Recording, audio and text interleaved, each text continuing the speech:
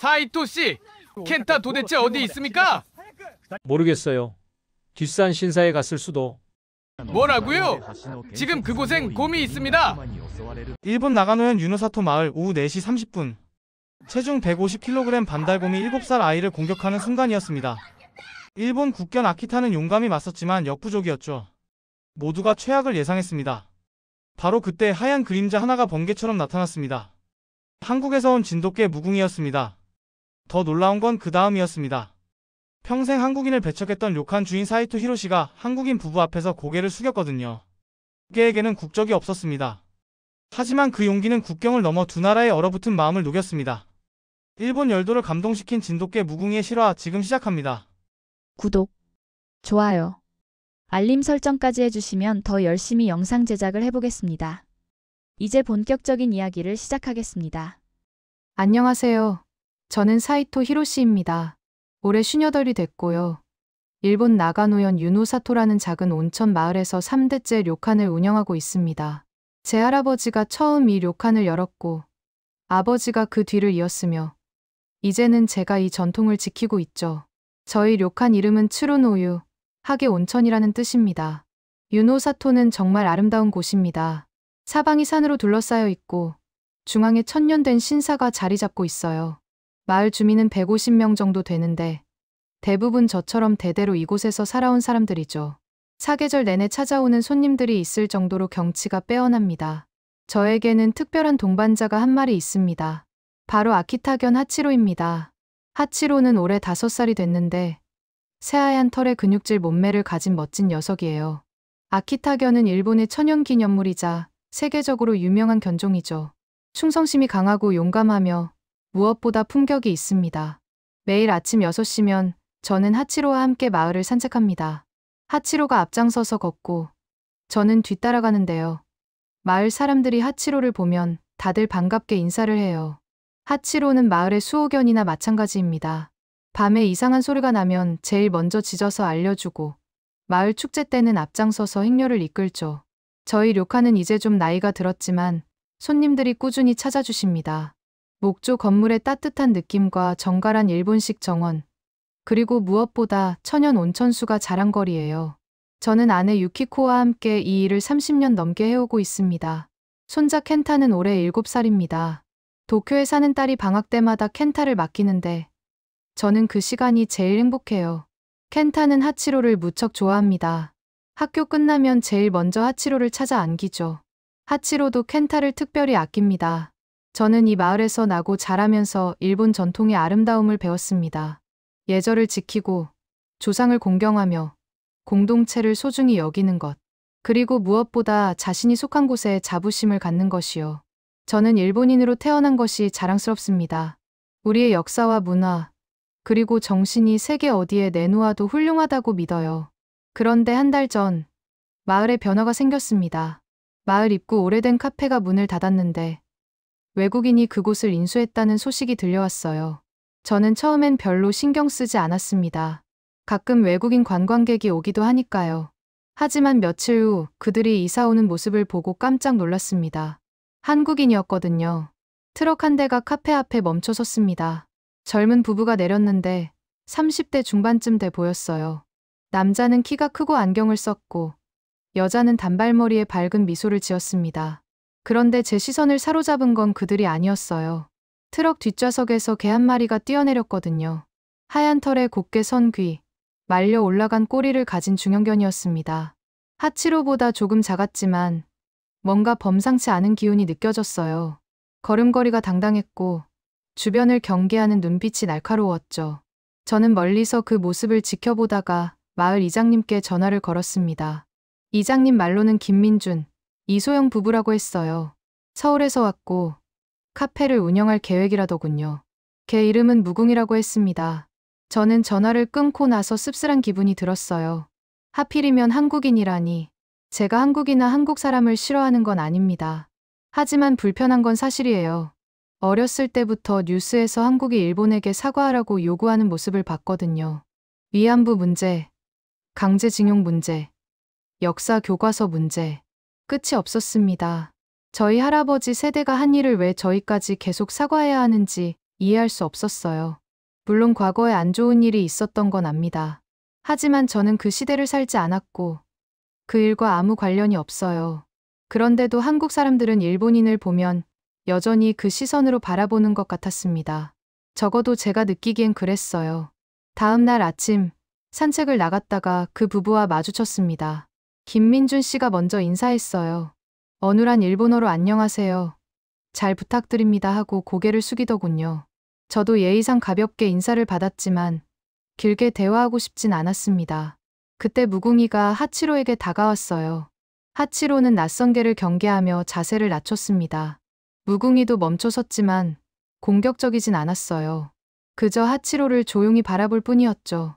김민준 씨가 무궁아, 이리 와 하고 불렀고 무궁이는 바로 주인에게 돌아갔습니다. 저는 그 모습을 보며 생각했습니다. 훈련이 잘 된 개구나. 하지만 동시에 이런 생각도 들었어요. 그래봤자 한국 개잖아. 우리 하치로가 훨씬 낫지. 마을 사람들도 새로운 부부에 대해 수군댔습니다. 누군가는 젊은 사람들이 와서 좋다고 했고 누군가는 외국인이 마을에 정착할 수 있을지 의문이라고 했어요. 저는 별말 없이 들었지만 속으로는 오래 못 버틸 거라고 생각했습니다. 한 달 후 마을 추석 축제가 열렸습니다. 매년 하는 전통 행사인데 모든 마을 사람이 모여서 음식을 나눠 먹고 춤도 추고 즐기는 자리죠. 축제 준비 회의가 있었는데 누군가 새로 온 한국인 부부도 초대하자고 제안했어요. 저는 반대했습니다. 아직 마을에 적응도 안 했는데 너무 이르다고 말했죠. 사실은 그냥 초대하고 싶지 않았어요. 같은 자리에 있는 게 불편했거든요. 결국 제 의견이 받아들여져서 그 부부는 초대 명단에서 빠졌습니다. 카페가 문을 연 건 축제 다음 주였습니다. 간판도 새로 달았더군요. 유노사토 커피하우스라는 일본어 이름이었어요. 생각보다 깔끔했습니다. 창문을 통해 안을 들여다보니 나무 테이블과 의자가 정갈하게 배치돼 있었고 벽에는 한국 전통 그림인지 뭔지 액자가 걸려 있었어요. 마을 사람 몇몇이 호기심에 카페에 다녀왔습니다. 커피 맛이 괜찮다더군요. 이소영 씨가 직접 빵도 굽는다고 했어요. 하지만 저는 갈 생각이 없었습니다. 굳이 그럴 필요를 못 느꼈거든요. 그런데 켄타가 달랐습니다. 어느 날 학교에서 돌아온 켄타가 제게 물었어요. 할아버지, 카페에 있는 하얀 개 봤어요? 정말 멋있어요. 켄타는 무궁이를 본 모양이었습니다. 학교 가는 길에 카페 앞을 지나가니까요. 저는 대수롭지 않게 대답했습니다. 하치로가 더 멋있지. 켄타는 고개를 끄덕였지만 뭔가 아쉬운 표정이었어요. 며칠 후 저는 장을 보러 나갔다가 우연히 무궁이를 다시 봤습니다. 김민준 씨가 무궁이와 함께 산책을 하고 있었어요. 무궁이는 주인 옆에서 한 발자국도 벗어나지 않고 걸었습니다. 줄도 없이 말이죠. 신기했어요. 하치로도 훈련이 잘 돼 있지만 줄 없이 산책할 때는 가끔 앞서 나가거든요. 무궁이의 자세도 특이했습니다. 등을 꼿꼿이 세우고 고개를 살짝 들고 꼬리를 말아 올린 채 걸었어요. 마치 자신이 왕이라도 되는 것처럼 당당했죠. 하지만 거만해 보이진 않았습니다. 그냥 품격이 있었어요. 저는 모른 척하고 지나쳤습니다. 김민준 씨가 고개를 숙여 인사했지만 저는 가볍게 눈짓만 했어요. 무궁이가 저를 쳐다봤습니다. 그 눈빛이 이상했어요. 적대적이지도 친근하지도 않았어요. 그저 저를 관찰하는 것 같았죠. 집에 돌아와서도 그 눈빛이 자꾸 생각났습니다. 왜 그랬을까요? 걔 눈빛 하나에 신경 쓰는 제가 우스웠어요. 다음 날 켄타가 또 무궁이 얘기를 꺼냈습니다. 친구들이 무궁이를 보러 카페 앞에 모인다더군요. 무궁이가 카페 입구에 앉아 있으면 지나가는 사람들이 다들 멈춰 서서 구경한다고 했어요. 신기한 개라고요. 그 개 주인이 한국 사람이야. 제가 말했습니다. 켄타는 그게 왜요? 하고 물었어요. 저는 대답하지 않았습니다. 어린아이에게 뭐라고 설명하겠어요. 그냥 복잡한 거라고 어른들 사정이라고 말할 수밖에 없었죠. 일주일쯤 지났을 때 마을 신사에서 작은 의식이 있었습니다. 가을 추수감사제였어요. 마을 사람들이 모두 모여서 신에게 감사를 드리는 자리죠. 저는 매년 이 행사를 주관합니다. 집안 어른으로서 당연한 일이에요. 의식이 끝나고 사람들이 흩어질 때였습니다. 멀리서 김민준 씨와 이소영 씨가 신사 쪽으로 걸어오는 게 보였어요. 무궁이도 함께였죠. 그들은 신사 앞에서 멈춰 섰습니다. 그리고 정중하게 절을 했어요. 2번 절하고 2번 박수치고 한 번 더 절하는 일본식 참배 방법이었습니다. 저는 놀랐습니다. 어떻게 알았을까요? 누가 가르쳐 준 것도 아닐 텐데. 그들은 참배를 마치고 조용히 돌아갔습니다. 무궁이는 참배하는 동안 주인 옆에 얌전히 앉아 있었어요. 그날 밤 저는 잠이 오지 않았습니다. 자꾸 그 장면이 떠올랐거든요. 한국 사람들이 일본 신사에 참배하는 모습. 뭔가 이상했어요. 그들은 일본을 싫어하지 않는 걸까요? 아니면 그냥 예의상한 걸까요? 가을이 깊어지면서 산이 붉게 물들었습니다. 관광객들이 단풍을 보러 많이 찾아왔어요. 료칸도 예약이 꽉 찼죠. 바쁜 시기였지만 저는 늘 해오던 대로 일했습니다. 손님을 맞이하고 온천을 관리하고 하치로와 산책을 하고요. 그런데 어느 날 아침 마을 방송이 울렸습니다. 반달곰이 목격됐다는 내용이었어요. 북쪽 산기슭에서 곰 한 마리가 내려왔고 주민들은 주의하라는 경고였죠. 특히 아이들은 혼자 돌아다니지 말라고 했습니다. 반달곰은 이 지역에 원래 살던 동물입니다. 보통은 산 깊은 곳에 있어서 사람과 마주칠 일이 없어요. 하지만 가끔 먹이를 찾아 마을 근처까지 내려오곤 하죠. 몇 년 전에도 한 번 있었는데 그때는 곰이 쓰레기통을 뒤지다가 사람을 보고 도망갔습니다. 하지만 이번엔 달랐어요. 목격자 말로는 곰이 굉장히 컸다고 했습니다. 몸집이 사람보다 크고 움직임이 공격적이었다더군요. 마을 이장님은 당분간 아이들 등하교를 어른들이 동행하라고 공지했습니다. 저는 켄타를 걱정했어요. 켄타는 학교 끝나면 친구들이랑 뒷산 신사에서 자주 놀거든요. 신사 근처엔 나무가 많고 놀이터도 있어서 아이들이 좋아하는 장소였습니다. 저는 켄타에게 당분간 신사에 가지 말라고 단단히 일렀어요. 할아버지, 곰이 정말 무서워요? 켄타가 물었습니다. 저는 고개를 끄덕였어요. 반달곰은 겁이 많은 동물이지만 위협을 느끼면 공격할 수 있다고 설명했죠. 특히 새끼를 데리고 있거나 다쳤을 때는 더 위험하다고요. 마을 사람들도 긴장했습니다. 밤에는 집 문을 꼭 잠그고 쓰레기도 아무데나 버리지 않았어요. 곰을 자극할 만한 행동을 최대한 피했죠. 경찰도 순찰을 강화했고 사냥꾼들이 곰의 이동 경로를 추적하기 시작했습니다. 저는 하치로와 산책할 때도 평소보다 더 조심했어요. 하치로도 뭔가 느끼는 것 같았습니다. 평소엔 여유롭게 걷는데 요즘엔 귀를 쫑긋 세우고 주변을 경계했거든요. 가끔 산 쪽을 향해 낮게 으르렁거리기도 했어요. 어느 날 저녁, 카페 앞을 지나가게 됐습니다. 무궁이가 입구에 앉아 있었어요. 평소처럼 당당한 자세였지만 뭔가 달랐습니다. 계속 산 쪽을 응시하고 있었거든요. 귀도 바짝 세우고 몸도 긴장한 상태였죠. 김민준 씨가 밖으로 나왔습니다. 무궁이 머리를 쓰다듬으며 뭐라고 속삭였어요. 무궁이는 주인을 한번 쳐다보더니 다시 산 쪽을 바라봤습니다. 저는 그 모습을 보며 이상하다고 생각했어요. 걔가 뭘 느끼는 걸까요? 사흘 후 더 심각한 소식이 들렸습니다. 곰이 마을 외곽 농가에 나타나 닭장을 습격했다는 거예요. 닭 3마리가 죽었고 농가 주인은 곰의 모습을 직접 봤다고 했습니다. 예상보다 훨씬 큰 녀석이었고 전혀 도망가지 않았다더군요. 마을 회의가 소집됐습니다. 이장님은 전문 사냥꾼을 부르기로 했어요. 곰을 생포하거나 최악의 경우 사살할 수도 있다고 했죠. 저도 찬성했습니다. 마을 사람들의 안전이 최우선이니까요. 회의가 끝나고 집으로 돌아오는 길이었습니다. 신사 근처를 지나는데 켄타 목소리가 들렸어요. 깜짝 놀라서 소리 나는 쪽으로 가보니 켄타가 친구 둘과 함께 놀고 있었습니다. 신사 뒤편 놀이터에서요. 화가 났습니다. 분명히 오지 말라고 했는데. 저는 큰 소리로 켄타를 불렀어요. 켄타는 놀란 표정으로 달려왔죠. 친구들도 겁먹은 얼굴로 따라왔고요. 가지 말라고 했지? 제 목소리가 평소보다 낮았습니다. 켄타는 고개를 숙였어요. 친구들이 가자고 해서 잠깐만 놀려고 했다고 작은 목소리로 말했죠. 저는 켄타 손을 잡고 집으로 돌아왔습니다. 뒤돌아보니 신사 뒤편 숲이 어둡게 보였어요. 그날 밤 하치로가 계속 짖었습니다. 마당 쪽을 보며 낮게 으르렁거렸어요. 저는 밖을 살폈지만 아무것도 보이지 않았습니다. 그냥 바람 소리뿐이었죠. 하지만 하치로는 1시간 넘게 진정하지 못했어요. 뭔가 다가오고 있었습니다. 다음 날 오후였습니다. 저는 료칸에서 손님 체크인을 받고 있었어요. 가을 단풍 시즌이라 예약이 많았거든요. 켄타는 학교가 일찍 끝나서 집에 먼저 와 있었습니다. 숙제를 하고 있으니까 안심하고 일했죠. 1시간쯤 지났을 때 유키코가 급하게 들어왔습니다. 켄타가 없다고 했어요. 방에도 없고 마당에도 없고 어디에도 보이지 않는다는 거예요. 저는 가슴이 철렁했습니다. 하치로도 없었어요. 마을을 뒤지기 시작했습니다. 이웃집도 찾아보고 친구 집도 전화했지만 아무도 켄타를 보지 못했어요. 점점 해가 기울고 있었습니다. 저는 최악의 상황을 생각했죠. 설마 신사에 간 건 아니겠지. 신사로 달려갔습니다. 숨이 찼지만 멈출 수 없었어요.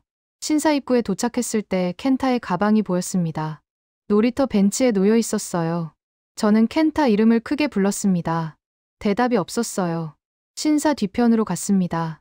그때 하치로의 짖는 소리가 들렸어요. 평소와 다른 필사적인 소리였죠. 저는 그쪽으로 뛰어갔습니다. 그리고 얼어붙었습니다. 켄타가 나무 아래 웅크리고 있었어요. 그 앞에 거대한 반달곰이 서 있었죠. 곰은 뒷다리로 일어서서 켄타를 내려다보고 있었습니다. 키가 2미터는 좋게 넘어 보였어요. 하치로가 곰과 켄타 사이에서 이빨을 드러내며 짖고 있었습니다. 켄타. 제 목소리에 켄타가 고개를 돌렸어요. 눈물 범벅인 얼굴이었습니다. 곰도 저를 봤어요. 작은 눈이 저를 향했죠. 하치로가 더 크게 짖었습니다. 곰이 하치로를 향해 앞발을 휘둘렀어요. 하치로가 피했지만 곰의 발톱이 하치로 옆구리를 스쳤습니다. 하치로가 비명을 질렀어요. 피가 났지만 하치로는 물러서지 않았습니다. 다시 곰에게 달려들었죠. 하지만 곰은 너무 컸어요. 하치로의 공격을 가볍게 막아냈습니다. 오히려 하치로를 밀쳐냈죠. 하치로가 땅에 굴렀어요. 곰이 켄타 쪽으로 한 걸음 다가갔습니다. 저는 나무가지를 집어들고 소리를 질렀습니다. 곰의 주의를 끌려고요. 하지만 곰은 저를 신경 쓰지 않았어요. 켄타만 보고 있었죠. 하치로가 다시 일어섰지만 다리를 절뚝거렸습니다. 그때였습니다. 어디선가 하얀 그림자가 번개처럼 달려왔어요. 무궁이었습니다. 무궁이는 곰의 뒷다리를 향해 뛰어올랐습니다. 그리고 악력으로 물어뜯었죠. 곰이 비명을 질렀습니다. 뒤돌아서 무궁이를 떼어내려 했지만 무궁이는 놓지 않았어요. 진돗개 특유의 집념이었습니다. 곰이 몸을 흔들어도 발로 차려 해도 무궁이는 이빨을 박은 채 버텼어요. 김민준 씨가 뒤따라 달려왔습니다. 손에 쇠파이프를 들고 있었어요. 곰을 향해 소리를 지르며 파이프로 땅을 쳤습니다. 엄청난 소음이 났죠. 곰이 혼란스러워했습니다. 무궁이는 뒷다리를 물고 김민준 씨는 소리를 지르고 하치로도 다시 지저댔어요. 저도 나무 가지를 흔들며 소리쳤습니다. 곰이 마침내 포기했어요. 무궁이를 힘껏 떨쳐내고 산 쪽으로 도망갔습니다. 무궁이가 땅에 떨어졌지만 곧바로 일어나 곰을 향해 짖었어요. 곰의 모습이 숲속으로 사라질 때까지요. 저는 켄타에게 달려갔습니다. 켄타를 꽉 안았어요. 켄타는 울고 있었습니다. 하치로가 절뚝거리며 다가와 켄타를 핥았어요. 무궁이도 다가왔습니다. 입 주변에 피가 묻어 있었지만 켄타를 조용히 바라볼 뿐이었죠. 김민준 씨가 숨을 헐떡이며 물었습니다. 괜찮으십니까? 저는 고개를 끄덕일 수밖에 없었습니다. 목이 메었거든요. 그날 밤 저는 잠을 이루지 못했습니다. 자꾸 그 장면이 떠올랐거든요. 거대한 곰, 켄타의 울음, 그리고 번개처럼 나타난 무궁이. 만약 무궁이가 없었다면 어땠을까? 생각만 해도 온몸이 떨렸습니다. 다음 날 아침 제일 먼저 한 일은 김민준 씨 카페를 찾아가는 것이었습니다. 무궁이 상태가 궁금했거든요. 카페 문을 열고 들어가니 김민준 씨가 카운터에서 커피를 내리고 있었어요. 무궁이는 구석 방석에 누워 있었습니다. 무궁이 옆구리에 붕대가 감겨 있었어요. 곰의 발톱에 긁힌 상처였죠. 수의사가 이미 다녀갔다고 했습니다. 다행히 깊지 않아서 일주일이면 나을 거라더군요. 무궁이는 저를 보더니 꼬리를 살짝 흔들었어요. 저는 김민준 씨 앞에 섰습니다. 그리고 깊게 고개를 숙였어요. 정말 감사합니다. 목숨을 구해주셔서. 김민준 씨가 당황한 표정으로 손을 저었습니다. 당연한 일을 했을 뿐이라고. 켄타가 무사해서 다행이라고 말했어요. 그의 목소리는 진심이었습니다. 저는 고개를 들 수가 없었어요. 하치로도 다쳤습니다. 옆구리 상처는 무궁이보다 깊었어요. 수의사가 봉합수술을 했고 일주일간 절대 안정이 필요하다고 했죠. 하치로는 집에서 조용히 누워 있었습니다. 평소처럼 활발하지 못한 모습이 안쓰러웠어요. 마을 소식은 빠르게 퍼졌습니다. 켄타가 곰에게 습격당할 뻔했고 한국인의 개가 구했다는 이야기가 온 마을에 돌았어요. 사람들이 카페로 찾아와 감사 인사를 했습니다. 꽃다발을 가져온 사람도 있었고 직접 만든 음식을 가져온 사람도 있었어요. 이장님도 오셨습니다. 김민준 씨와 이소영 씨 손을 꼭 잡고 고맙다고 여러 번 말씀하셨어요. 무궁이 머리도 쓰다듬으시면서 훌륭한 개라고 칭찬하셨죠. 저는 그 모습을 보며 부끄러웠습니다.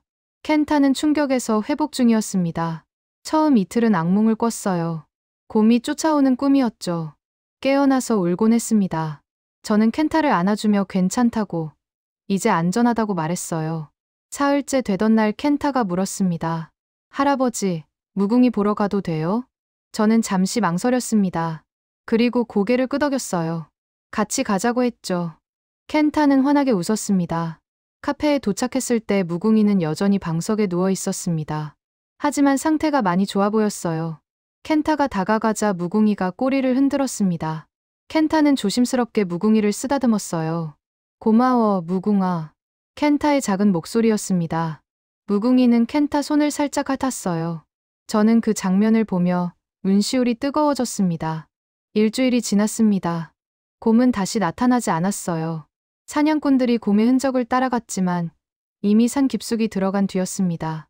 다행히 더 이상의 피해는 없었죠. 무궁이와 하치로는 거의 회복됐습니다. 둘 다 산책을 나갈 수 있을 정도가 됐어요. 어느 날 아침 저는 하치로와 산책을 나갔다가 김민준 씨와 무궁이를 만났습니다. 하치로와 무궁이가 서로를 바라봤어요. 예전 같으면 경계했을 텐데 이번엔 달랐습니다. 하치로가 먼저 다가갔어요. 무궁이도 다가왔죠. 둘은 서로의 냄새를 맡았습니다. 그리고 나란히 걷기 시작했어요. 저와 김민준 씨도 나란히 걸었습니다. 어색했지만 침묵이 불편하진 않았어요. 오히려 편안했습니다. 산책이 끝날 때쯤 김민준 씨가 말했어요. 무궁이가 하치로를 존경하는 것 같다고요. 용감하게 싸운 모습을 봤으니까요. 저는 고개를 저었습니다. 무궁이가 더 대단하다고, 무궁이가 없었다면 켄타를 잃었을 거라고 말했어요. 김민준 씨가 미소 지었습니다. 둘 다 훌륭한 개라고 했죠. 집으로 돌아오며 저는 생각했습니다. 제가 얼마나 어리석었는지를요. 한국이든 일본이든 개에게는 국적이 없었습니다. 중요한 건 용기와 충성심이었죠. 무궁이는 그걸 보여줬어요. 2주일 후 마을 회의가 열렸습니다. 안건은 다가오는 가을 축제였어요. 이장님이 제안하셨습니다. 올해는 특별히 김민준, 이소영 부부를 초청하자고요. 무궁이에게 감사의 표시를 하는 게 어떻겠냐고 하셨죠. 저는 제일 먼저 손을 들었습니다. 찬성한다고요. 아니, 제가 직접 초대하겠다고 말했어요. 사람들이 놀란 표정으로 저를 봤습니다. 당연했죠. 한 달 전만 해도 제가 초대를 반대했으니까요. 회의가 끝나고 저는 바로 카페로 향했습니다. 김민준 씨가 카운터를 닫고 있었어요. 이소영 씨는 빵을 굽고 있었고요. 무궁이는 입구에 앉아 지나가는 사람들을 바라보고 있었습니다. 문을 열고 들어서자 무궁이가 꼬리를 흔들었어요. 저는 무궁이 머리를 쓰다듬었습니다. 따뜻했어요. 김민준 씨가 커피를 내려주셨습니다. 앉으라는 손짓에 저는 카운터 의자에 앉았어요. 다음 주 축제에 오시겠습니까? 제가 먼저 말을 꺼냈습니다. 김민준 씨와 이소영 씨가 서로를 보더니 저를 봤어요. 정말 괜찮냐고, 폐가 되는 건 아니냐고 조심스럽게 물었죠. 저는 고개를 저었습니다. 오히려 와주셔야 한다고, 마을 사람들이 모두 기다리고 있다고 말했어요. 그리고 덧붙였습니다. 제가 제일 기다린다고요. 이소영 씨 눈에 눈물이 맺혔습니다. 감사하다고, 꼭 참석하겠다고 했어요. 축제 날이 밝았습니다. 하늘은 맑았고 바람은 시원했어요. 신사 앞 광장에 사람들이 모였습니다. 음식 부스가 늘어섰고 아이들은 뛰어다니며 놀았어요. 전통 북소리가 울렸죠. 김민준 씨 부부가 무궁이와 함께 나타났을 때 사람들이 박수를 쳤습니다. 켄타가 제일 먼저 달려가 무궁이를 안았어요. 무궁이가 켄타 얼굴을 핥았습니다. 하치로도 다가가 무궁이와 인사했어요. 두 개는 이제 친구였습니다.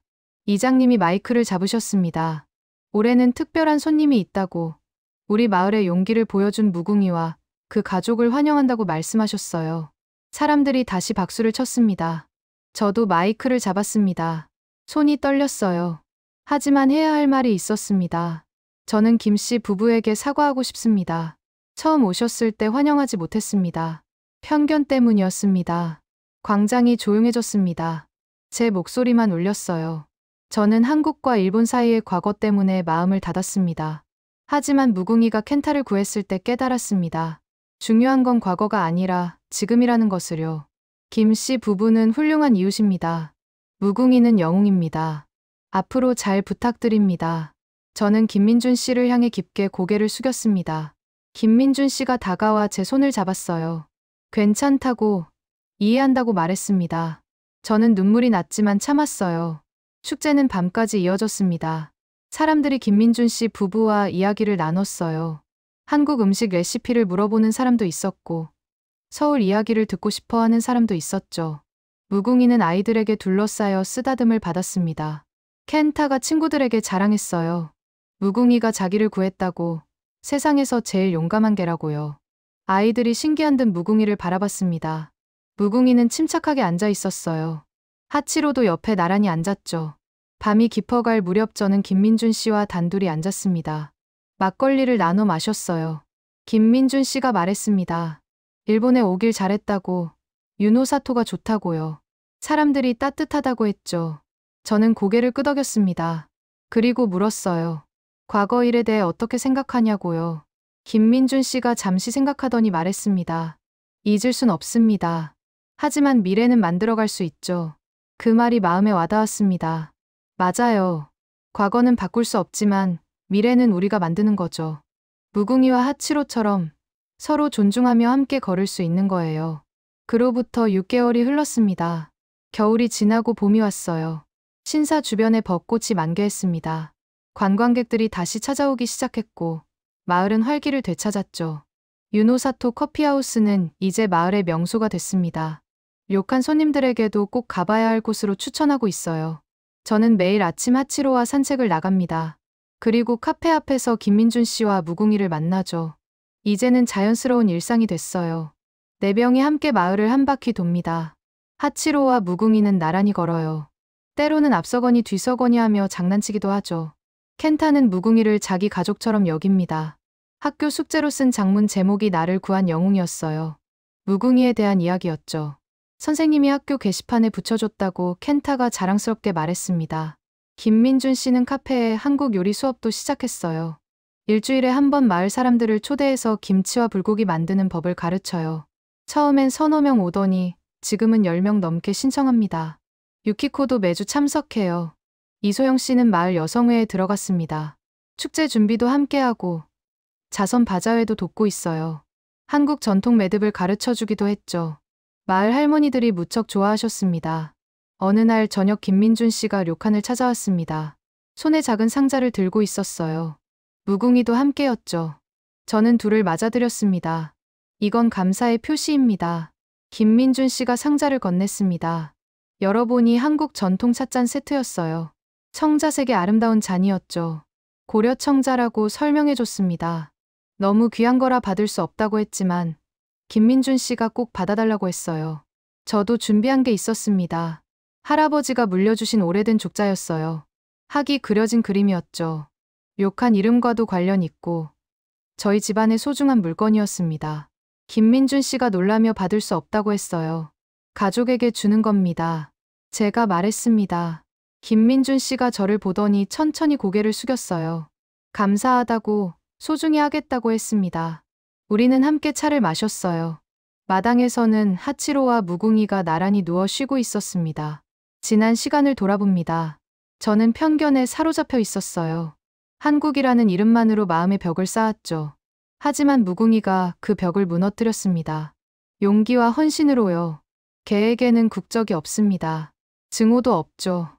오직 사랑하는 이를 지키려는 마음만 있을 뿐이에요. 무궁이가 켄타를 구했을 때 그건 한국개가 일본 아이를 구한 게 아니었습니다. 그냥 한 생명이 다른 생명을 구한 거였어요. 우리 인간도 그래야 하지 않을까요? 과거는 기억해야 하지만 그것이 현재를 가로막아선 안 됩니다. 김민준 씨 말대로 미래는 우리가 만들어가는 거니까요. 지금 유노사토에는 한국인 가족이 삽니다. 그들은 더 이상 외국인이 아니에요. 우리 마을 사람입니다. 그들에게 무궁이도 하치로의 친구이자 마을의 영웅이죠. 봄바람이 벚꽃잎을 흩날립니다. 저는 창밖을 봅니다. 김민준 씨가 무궁이와 산책하는 모습이 보여요. 마을 사람들이 반갑게 인사하고 무궁이가 꼬리를 흔듭니다. 아름다운 광경입니다. 국경을 넘어선 마음들이 만든 풍경이죠. 이것이 제 이야기입니다. 편견을 깨고 진실을 발견한 이야기. 그리고 무엇보다 한 마리 진돗개가 가르쳐준 용기와 사랑의 이야기입니다. 시청해주셔서 감사합니다. 더 많은 분들과 이야기를 공유해주시고 구독, 좋아요, 알림 설정 잊지 마세요.